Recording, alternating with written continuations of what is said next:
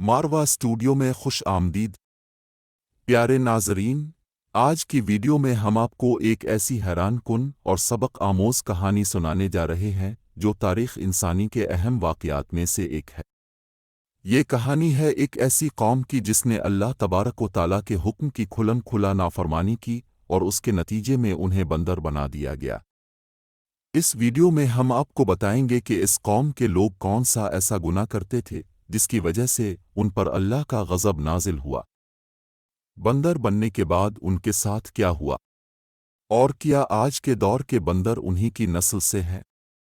कुरान व हदीस की रोशनी में इस हैरत अंगेज़ वाक़ये के तमाम पहलुओं पर बात की जाएगी ताकि हम सब के लिए इससे सबक हासिल करने का मौका मिले। वीडियो को आखिर तक ज़रूर देखिएगा और अगर आपको हमारी ये काविश पसंद आए तो मारवा स्टूडियो को सब्सक्राइब करना ना भूलें। चलिए शुरू करते हैं आज का सबक आमोज सफ़र। इंसानों के बंदर बनने की इब्तिदा हज़रत दाऊद अलैहिस्सलाम के दौर से हुई। इस वाक़ये का पस मंज़र कुछ यूं है कि हज़रत दाऊद अलैहिस्सलाम और उनकी कौम समंदर के किनारे ईला नामी गांव में रहते थे और उनकी तादाद 70,000 के करीब थी। ये कौम बड़ी ही खुशहाल थी और अल्लाह तबारक व तआला की फर्मा बरदार कौम थी। इस कौम को अल्लाह तबारक व तआला ने बेशुमार नेमतों से नवाजा था। हर तरफ सरसब्ज़ व शादाब बागात और हरियाली ही हरियाली थी और अल्लाह तबारक व तआला की बेपनाह करम नवाजी थी। ये लोग अपनी इस ज़िंदगी में बहुत खुश थे। हज़रत दाऊद अलैहिस्सलाम की कौम चूँकि समंदर के किनारे रहती थी तो अल्लाह तबारक व तआला का उन पर यह ख़ास करम था कि समंदर के इस किनारे पर बेपनाह मछलियाँ आती थीं जिनका ये लोग कारोबार करते थे और बहुत खुशहाली वाली ज़िंदगी गुजारते थे। जब ये कौम अल्लाह तबारक व तआला की नेमतों की वजह से खुशहाल हो गई तो अल्लाह तबारक व तआला की नाफरमानी पर उतर आई और तरह तरह के गुनाहों में मुब्तला हो गए। फिर एक दिन अल्लाह तबारक व तआला ने इस कौम का इम्तिहान लेने का इरादा किया और हज़रत दाऊद अलैहिस्सलाम को वही भेजी कि अपनी कौम से कह दें कि वो सनीचर के दिन यानी हफ्ते वाले दिन मछली का शिकार करना बंद कर दें। इस तरह अल्लाह तबारक व तआला ने हज़रत दाऊद अलैहिस्सलाम की कौम पर हफ्ते वाले दिन मछलियों का शिकार हराम फरमा दिया और यहाँ से इस कौम की बर्बादी शुरू हो गई। हज़रत दाऊद अलैहिस्सलाम ने अपनी कौम को बताया कि अल्लाह तबारक व तआला ने हफ्ते वाले दिन मछलियों के शिकार को हराम करार दे दिया है।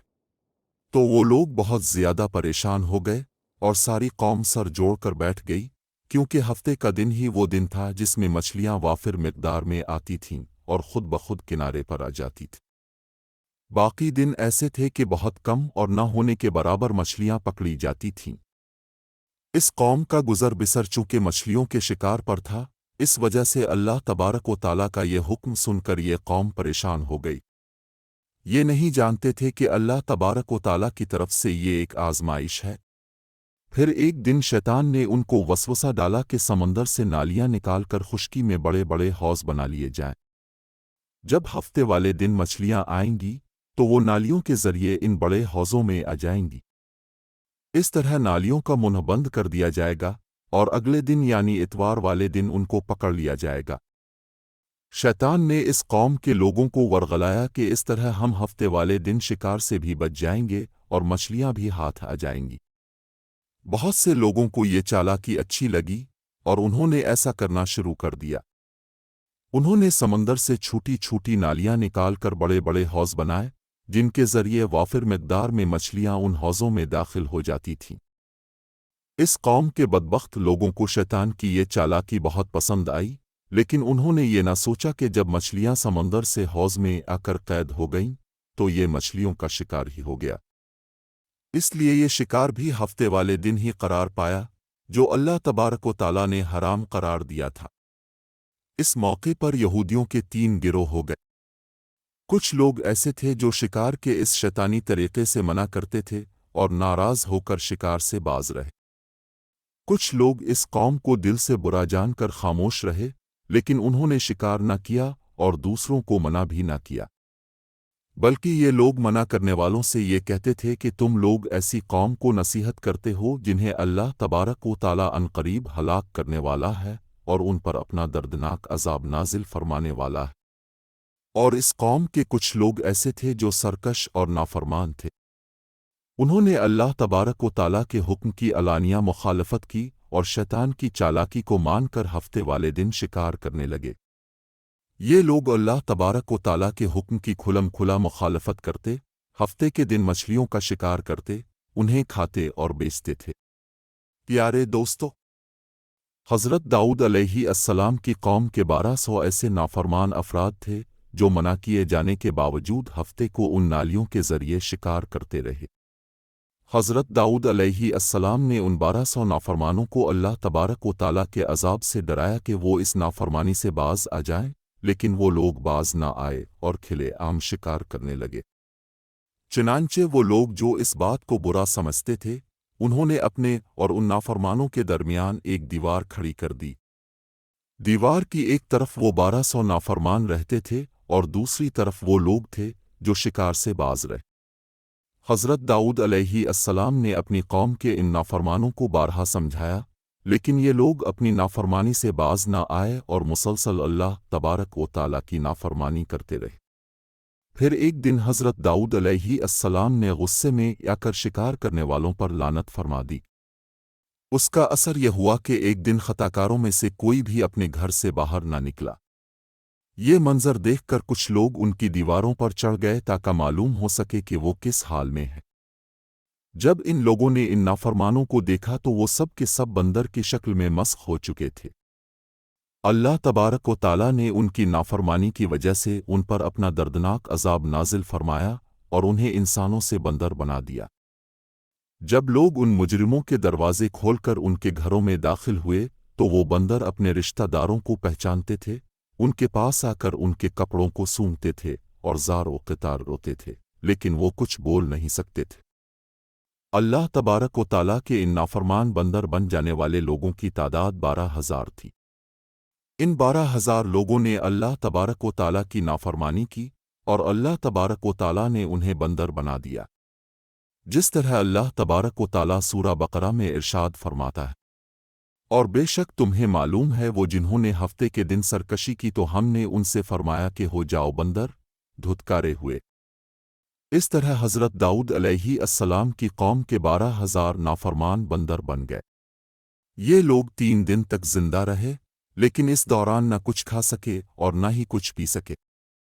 وہ بھوکے پیاسے یوں ہی ہلاک ہو گئے اور 3 دن کے اندر سب کے سب مر گئے۔